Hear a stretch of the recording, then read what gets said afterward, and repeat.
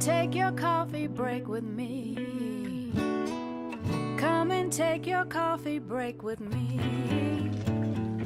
Come and take your coffee. Come and take your coffee.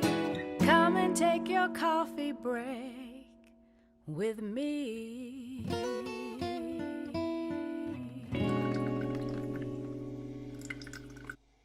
Hello and welcome back to Coffee Break with Candace. I'm so glad you're here. Thanks so much for tuning in. This week I am both the host and the guest. I did this for a couple of reasons. Number one, I thought it would be good for me to be reminded of what it is like when I ask a guest to come on my show and share their story. It's not always the easiest thing to come and just, share and be vulnerable. And so I think if nothing else, it will just remind me to appreciate the people that come on and are willing to do this. I also thought it would be fun for you to get to know a little bit about me as well. And so I sent out a request this week asking for people to send in questions that I could answer. And so we're going to go through and answer a few questions.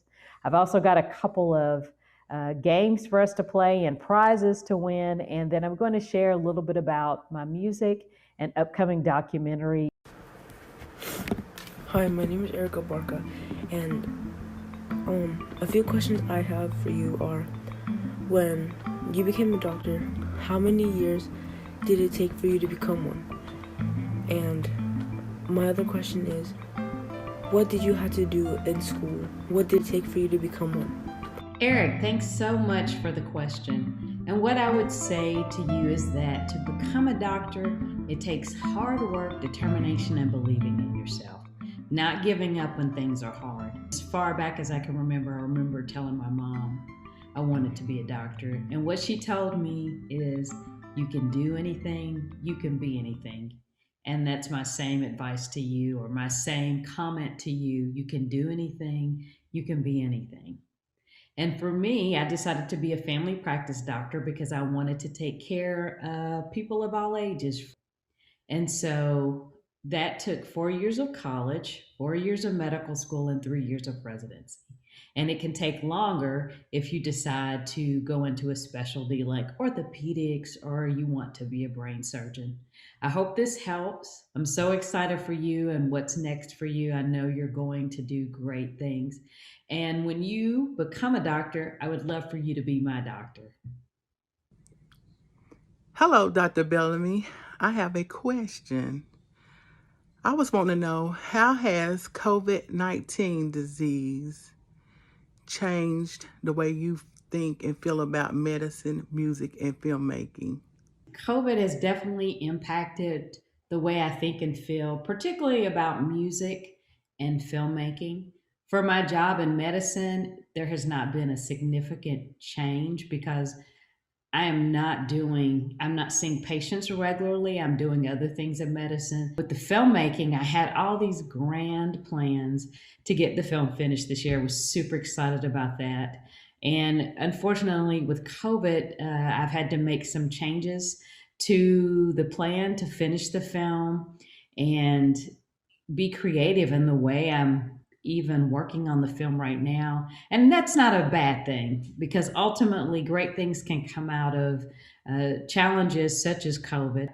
Actually, the last time I performed music was in February. So that's been really challenging for me. One of the ways I have worked through or pivoted with that is to set up a home studio so I can do some recording. And my keyboard player and I are actually working on a new project that we plan to release next month in November.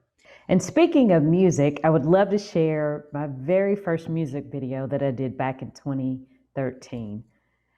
The song is called Just One Girl, and I remember it was tax day when we wrote the song, because I came in and told both of my songwriting partners that it was a bad day for me. So, and by bad day, I mean I was going to owe some money for taxes. There had been an error in calculations, and I can't remember if it was mine or someone else's, but it didn't matter because I owed money. And so we were supposed to write a love song, and we had this whole thing planned, and I told them what was going on, and they were like, oh, we have to write about this. And so from my misery came the joyful song, Just One Girl.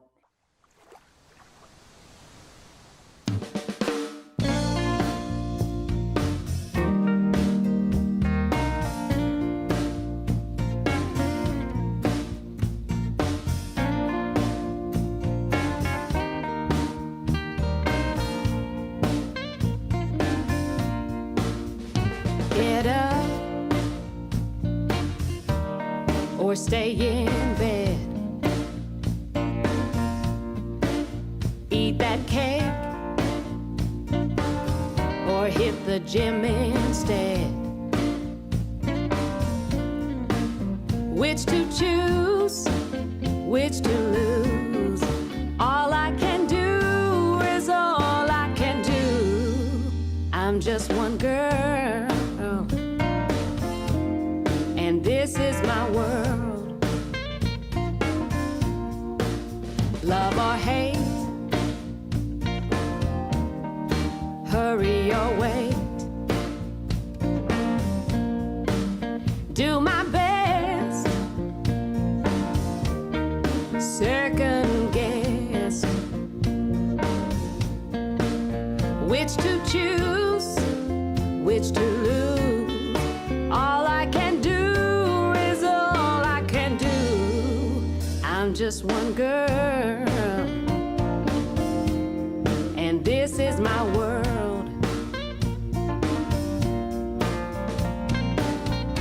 Get busy or let things ride. Sometimes it hurts my head to even decide. Should I pay now or should I pay later? Will the problems be minor? Will the troubles be major? Which to choose, which to lose. All I can do is all I can do. I'm just one girl, and this is my world. I'm just one girl, and this is my world.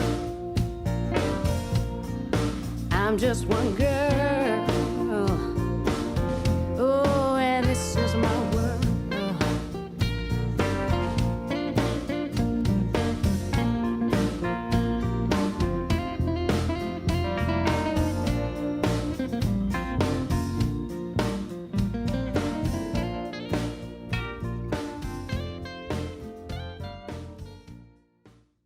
I have a question for you. Let's see if I can ask it properly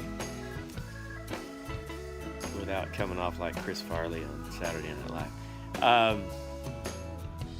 You're a creative, brilliant person.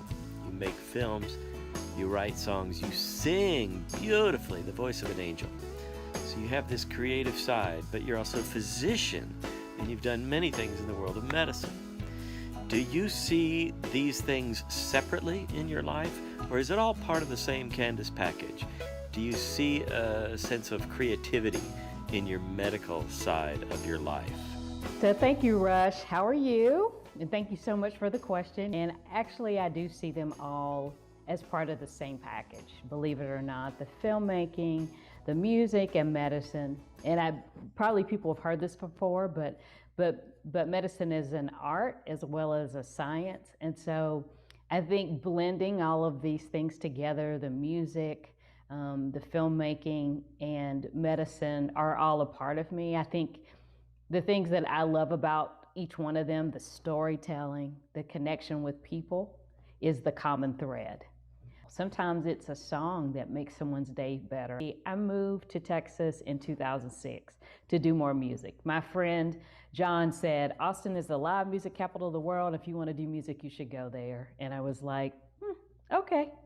So I came down and looked around and I liked it. And I moved thinking, okay, I read all the books that tell you, oh, it'll probably take 100 times before you get one offer to be in a band.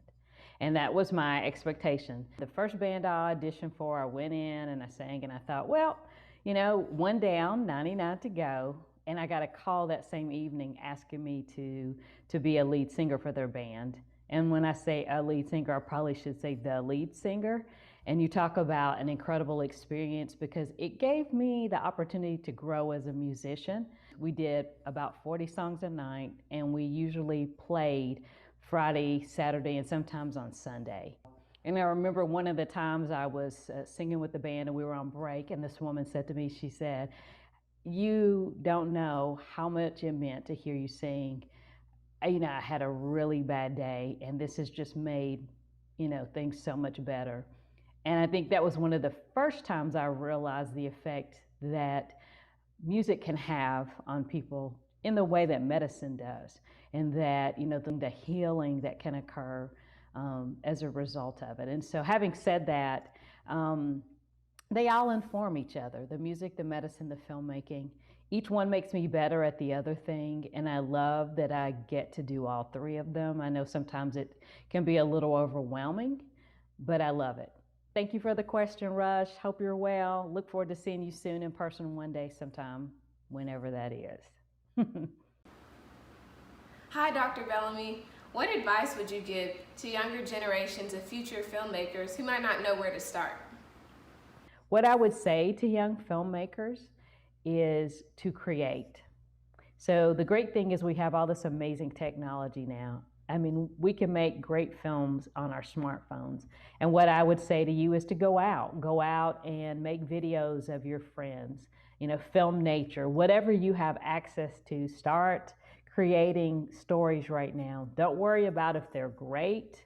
Don't worry about if they're terrible. Just create and really start to enjoy the process of filmmaking. And I would say too, if you are in a community where there is a film school or there are, film clubs or film activities, is to get involved and participate in those. Watch film. What do you like and what do you not like? So I think you start enjoying the process of filmmaking, not worrying about if this is the one that's going to win an Oscar or win some type of award or accolades. Enjoy the process, enjoy the journey. And sometimes what we find is the things that we thought were great, people don't love. The things that maybe are flawed and not perfect are the things that resonate with people. And there's no real way to know that every time. So the best thing to do is just to create. So now it's time for a question for the audience. I'm going to do my segment, Who Said That?, where I give you a quote, and the first person that tells me who said that will win a Coffee Break with Candace mug. And I actually have a few new ones, and I've had people inquire about these mugs, so I would love to give one away today. So this quote, actually, and I will take any of the three answers that I found as the origin of this quote. This quote is, "Better to remain silent and be thought a fool than to speak out and remove all doubt." Again, the quote is, "Better to remain silent and be thought a fool than to speak out and remove all doubt." And so there are variations of this quote, and as I mentioned, there are at least two people and one book that are referenced when I did my research as the origins of this quote, and I will take any one of those as the correct answer. And all you have to do is go to my Facebook page, which is listed on the screen, and be the first person to give one of the correct answers. And I will contact you, I will message you on Facebook, and then get your address and send you a brand new Coffee Break with Candace mug. So next up, I'm going to share a video that I did back in 2017. This video is, well, they're all my favorites, so why am I even saying this? I love this video because this video is a little bit darker than some of the other things that I have co-written before. For me, this song actually came from all places, work. So it was one of those days where I was having a bad day, and somebody was saying something to me, and I went back to my office and I thought, wow, your words are empty.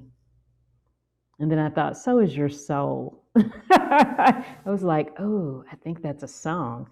So from that came this next video, this next song called Undone.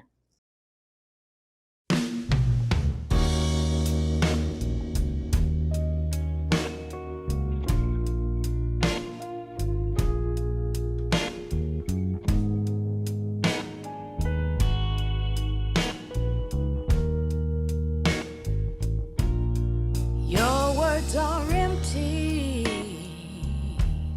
so is your soul. You like to think no one knows. Gotta change my direction for my own protection. I gotta move on. Oh, I gotta move on. Your personal style, the curve of your smile, can't hide the darkness that feeds you, keeps you alive. Gotta change my direction for my own protection. I gotta move on. I gotta move on.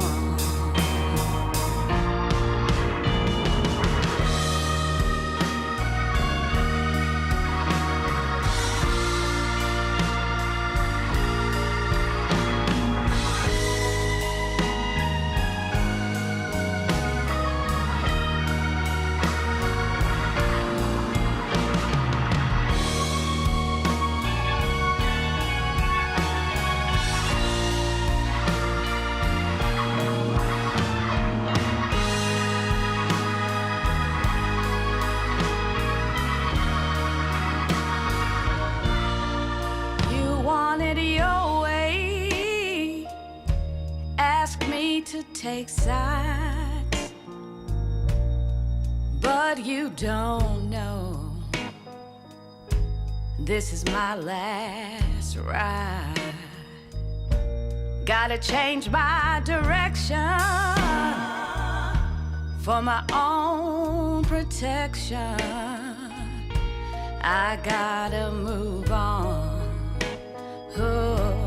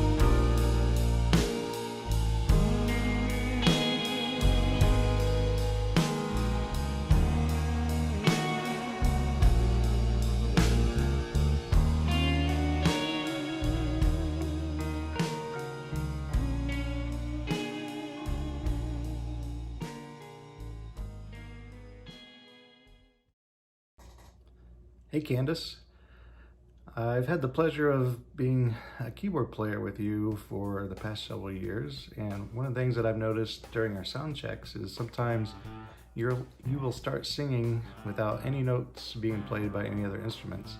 And once you start singing, maybe me or the guitar player will start joining in, and you'll be perfectly in tune without any reference notes. So my question to you is, do you have perfect pitch? And if you do, have you always had it, or is that something that you've learned over time? Thanks. Hey Todd, hope you're doing well. Thank you so much for the question. Tell Laurel I said hello. In terms of perfect pitch, I was told by a voice teacher several years ago that I had perfect pitch. You know, maybe it's a combination of coming to this life with some degree of perfect pitch and honing that with the years of singing and being in bands and, you know, the a cappella singing that I did starting out when I was little. I will say too that I also, you know, a fun fact is that as a songwriter, I don't actually write with an instrument.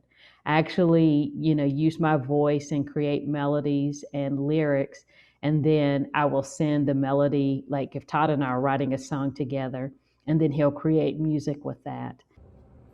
Hey Candace, this is Michael Romero from Austin, Texas. And one of the questions I have for you is, how do you prioritize all the different things that you do? So, how do I prioritize? I'm still a work in progress when it comes to that. I also know at the same time that I still work full-time as a physician, so that definitely is a priority and a commitment 4 days a week for the time that I'm supposed to be at work. And then after that, when it comes to filmmaking and music, it is what is up next. And so if I have a gig, which unfortunately due to COVID, that's not the case, then I prepare for that. And then once I've prepared for that, then I start to work on something for the film. And if, for instance, I have an interview for the film, that becomes the priority after work. And then whatever remaining time I have, I focus on the music. So it is a constant balancing act, a juggling act. I'd love to show you a clip of the film that I'm working on. And for more information about the film, please go to www.healermd.com. When I met Dr. Elders in 2018, I decided that I wanted to create a film based on her story alone. Her story, a daughter of sharecroppers, the oldest of 9, raised without electricity and running water, only to become the first African American Surgeon General of the United States, is nothing short of inspiring.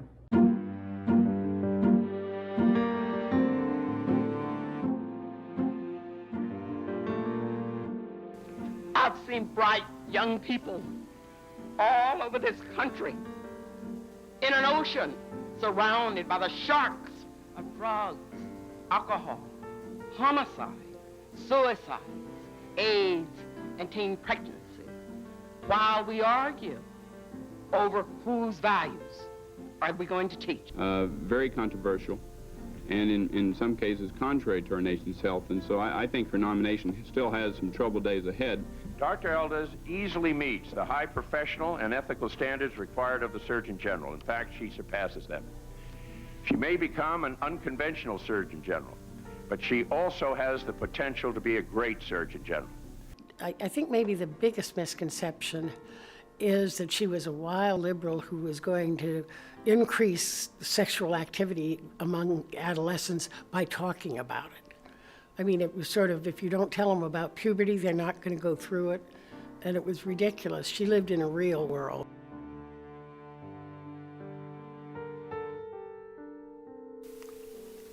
When I think of growing up in Shaw, I think of, it was very rural. The population of Shaw, Arkansas is 99. 98 when I'm in Little Rock. So it's a very tiny farming community. And we're talking about in the 50s when we first started out. And in fact, my parents had mules and wagons. You know, we didn't have a car or anything like that. And so it was work from sun up to sundown.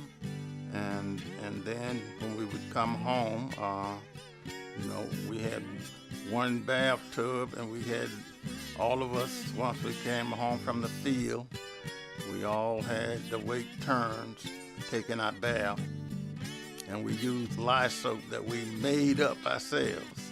My mom and dad, only finished 8th grade, but they prided education. My mom always said, if you want to get out of the cotton patch, you've got to get something in your head. Well, it was 1957. Jocelyn came home from Philander Smith College, and we worked all day in the field, and we wanted to go to see the movie Old Yeller. And so when she took us to the drive-in theater in Nashville, Arkansas, we drove in, and you know, this was when everything was segregated, so they had the section for colored. So that night, she didn't drive all the way back to the colored section. She went for, it was the white section. The attendant came and told her that, you know, you can't park here, which she already knew. She was saying, well, she paid her money like everybody else. That incident brought about a consciousness about what was happening in the country. You'd already had the Montgomery bus boycott by then, and that. So it really brought it home for me.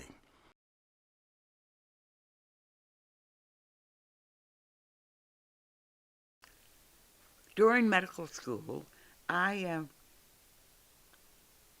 did not feel that I was treated differently. I felt that they expected me to do my work and get everything done, and they did not expect me to have any special favors. And I didn't expect to have any special favors. I remember one teacher, and she was an obstetrician, and I think she really liked me a lot. But we was talking about, not race, but one day she told me, she says, I was a senior medical student at the time. She says, Jocelyn, you know, you have as much education as a lot of white people. I looked at her and I said, Doctor, I have more education than most white people. And she realized absolutely, that was true. I think she was meaning it as a compliment, but it really wasn't necessarily a compliment.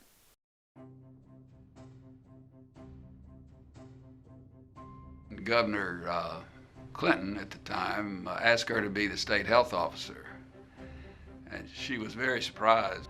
And she was a very strong-minded, outspoken woman. And she'd go to our legislature, mostly older white men, and said things that they weren't accustomed to hearing.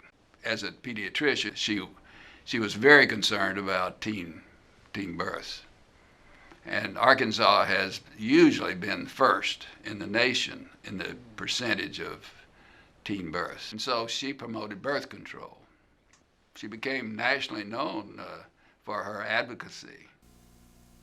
If reproductive choice is to be a reality in our country, reproductive choice must include access to the latest, most effective means of contraception. After being nominated as Surgeon General, well, there was a lot of problems because everybody came out after me. They didn't. If I'm talking about sex education and condoms and things like that, well, there was a whole group of people who were just absolutely opposed to that kind of thing. But I went through a difficult confirmation, and probably without the help of Ted Kennedy, I probably would have never made it. It was very contentious and very difficult. And I'll never forget, and I went to meet all of the senators, and I had senators who refused to shake my hand. And then I had another senator, and I'll never forget, his dad was an obstetrician, and he said, Dr. Elders, He said, I want you to know if I vote for you, my people won't vote for me. He said, but you're right. He said, we know you're right. He said, and I want you to know that if your confirmation comes down to my vote, you've got it.